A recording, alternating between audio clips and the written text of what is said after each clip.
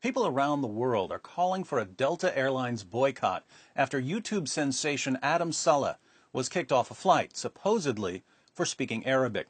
Here's Adam's version of events, posted on Twitter. We spoke a different language on the plane, and now we're getting kicked out. You guys are racist. 6 white people against us bearded men.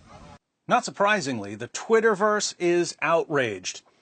Arabic is one of the 6 most spoken languages in the world. Violating a basic human right isn't justified. Speak up. Boycott Delta. I am now afraid to speak my native language while traveling because I might get kicked out of the plane. Thanks, Delta. Boycott Delta. Bilingual equals threat.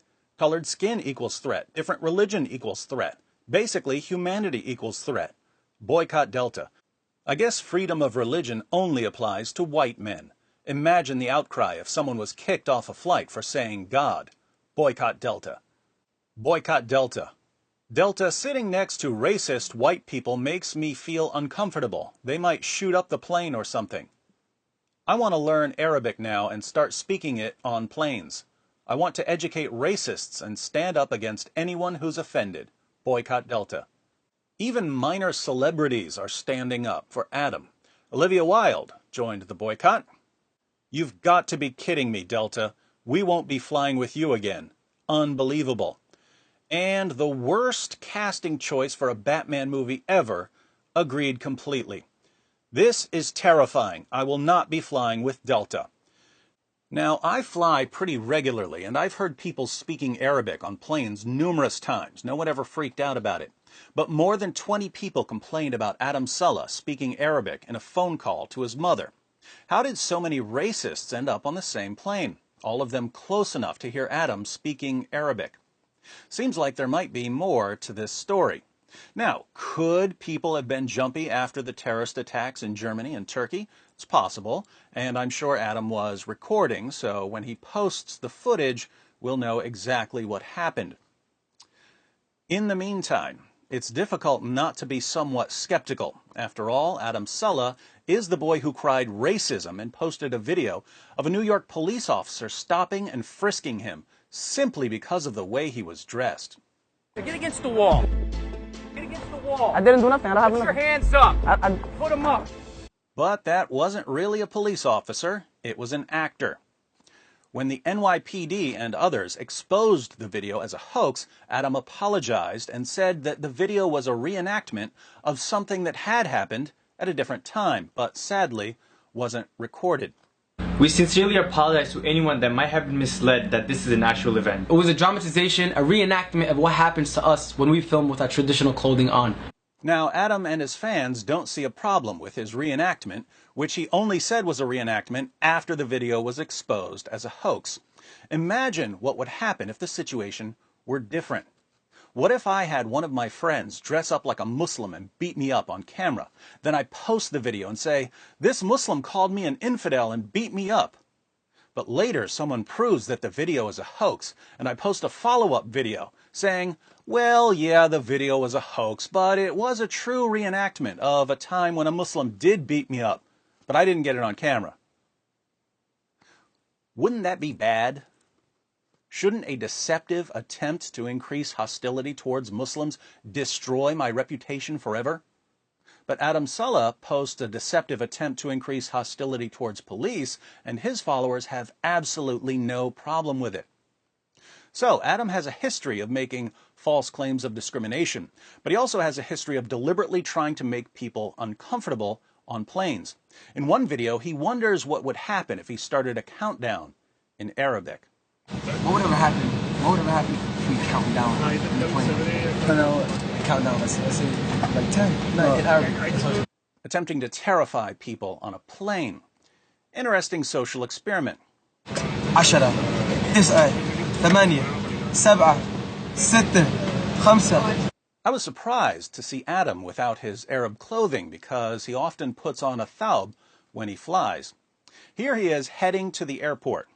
What's up, Adumi Gang? I hope you're all having an amazing day because I'm having an amazing day. Here's what he puts on for the plane ride. We're about to land about 5-10 minutes. Here's what he changes into afterwards. Thank you so much. Thank you so much. It means a lot, man. Thank you. Here's Adam in the airport again. Our flight is in about an hour, and I'm gonna go buy me some sunglasses. Here's what he wears on the plane. All right, we're gonna reveal it. It's a 3-4 hour flight.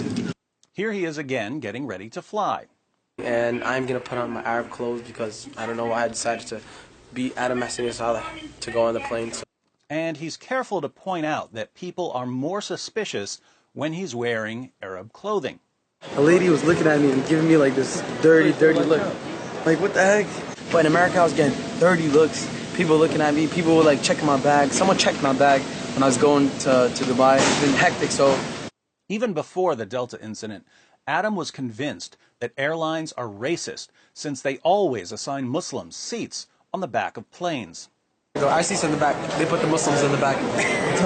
They put the Muslims in the back. Like, yeah, our seats are all the way in the back. People don't trust Muslims on planes, according to Adam, because they don't realize that 9/11 was an inside job meant to stir up hatred against Muslims.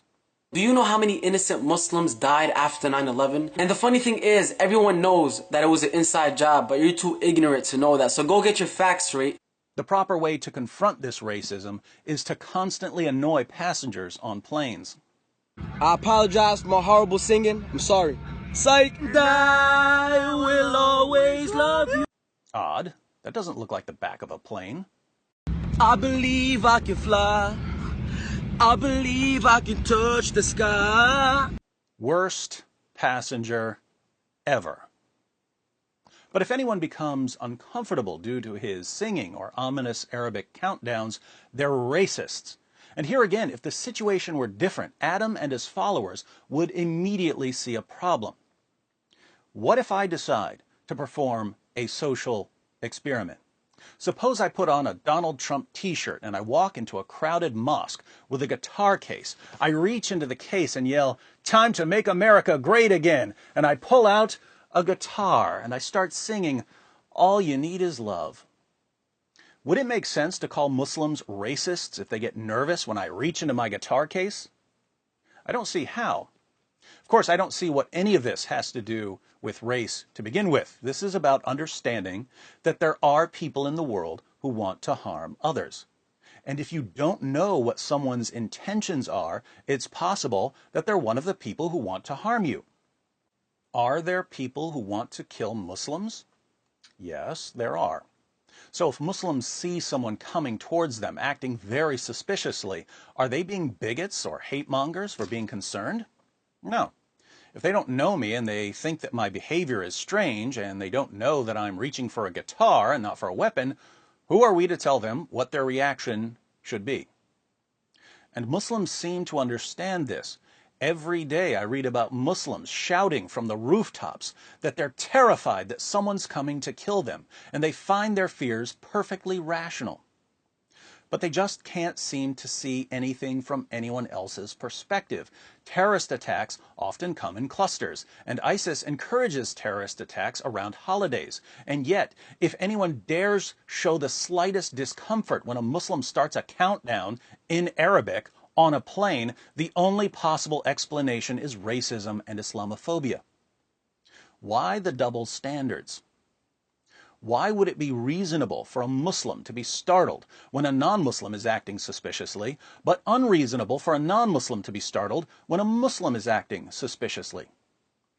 There are Muslims in the world who would love to bring down a plane. And there are peaceful Muslims in the world who don't want to hurt anyone. One of the problems that's coming to the surface in Adam's videos is that many peaceful Muslims who don't want to hurt anyone nevertheless find it hilarious to make non-Muslims think that their lives are in danger. So we've got the actual terrorists who strike fear into the hearts of unbelievers by shooting them and stabbing them and hacking them to pieces and driving trucks into them and blowing up their planes. And we've got the Adam Salehs of the world who take advantage of that fear. So, if this was a case of anti-Muslim bigotry and Adam Saleh and his friend were kicked off a plane for speaking Arabic, Delta should be held accountable. I only wish that someone other than two perpetual fearmongers were involved.